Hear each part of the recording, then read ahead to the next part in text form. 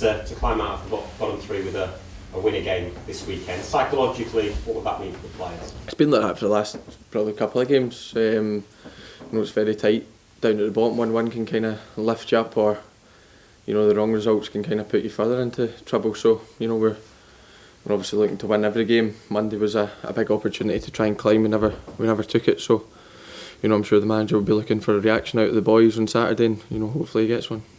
Given all the problems over the last few months here, if you could get a win and climb away from the relegation zone, what would that mean? Would that mean you were sort of ahead of schedule a little bit this season? Well, as a group of boys, obviously the media and the club and all that were, with only having 9 players in pre-season, well, fit players in pre-season and so on, but the 9 players did believe that we still had enough to kind of keep ourselves up. It showed at the start of the season how good a character we showed, and we picked up the points that we picked up. So, we think we've got enough in that changing room to stay up. We're finding it tough just now, but I'm sure we'll have good periods in the season, and hopefully that can start on Saturday. And if it can, we can go on a wee run and take us away from the relegation zone, because just now we're below it, and that's not our aim for this season. Is there a concern that over the next few weeks, with the games coming so quickly and so many of them, that you could be either right in the thick of it and a little bit stranded, or the flip side is you could climb up toward mid-table? Of course, we let like other people worry about that. We can't worry about that because then it affects our performance. But of course, when you see, Embo obviously suspended for 3 games, Will Keane out with injury, and you've still got Moses out, Griggsy out, Alex Bruce. So you've got a lot of people in the physio room, and unfortunately this season it's been long-term injuries. It's not been wee niggly ones that you only miss a week or two. It's Annabelle obviously has had surgery, so he's another big loss. So we've been a wee bit unlucky, but hopefully if we can pick up results and maybe get to January and see if the owner can maybe bring in a couple of players to help out the fit ones just now. So but that's up to them, and we can't do anything until then. So what we've got is what we've got, and we've got to try and keep going with that. Is that the feeling in the dressing room that get to January and then you will need some help from a rival? It's not really getting to January for the players. I'm sure the manager will maybe think that, and the owner, because it's clear that we need reinforcements because of the injuries that we've had.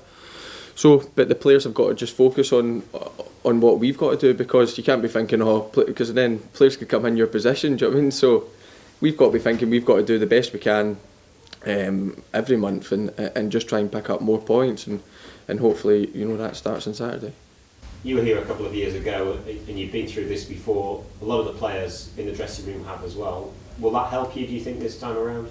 It can do. It can do. We managed to keep most of our squad when we got relegated, and we've still got it when we got back promoted. So it can do, but we won't be looking at that just now. It was more, I think this season we get relegated, we were kind of going along okay at this point of the season. Then we just kind of started falling, and obviously Leicester went on that unbelievable run and ended up putting us down. So it can do when it comes to maybe at the tickly bit of the season, February, March, but just now we just need to try and get a run of games going and pick up a few positive results.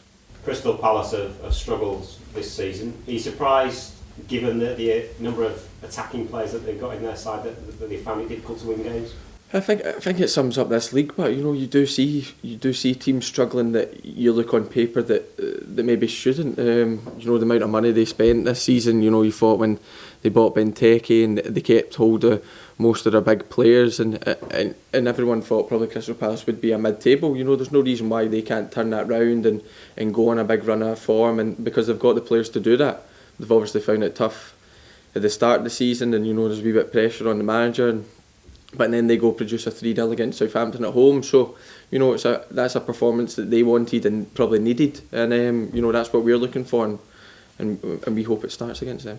On a personal level, the likes of Zaha, Townsend, Benteke, does it help you to raise your game when you're coming up against those quality of players? Yeah, they're top quality players, the 3 you've said, and I think when you look at Crystal Palace's team, the whole squad is a very good squad. They've got options on the bench, and their starting 11 is very strong. So we've got to be wary of that as a defence and as a team, and hopefully if we can attack and be a bit more aggressive going forward, then hopefully we can cause problems of ourselves. Is that something you've talked about this week, being a little bit more aggressive going forward?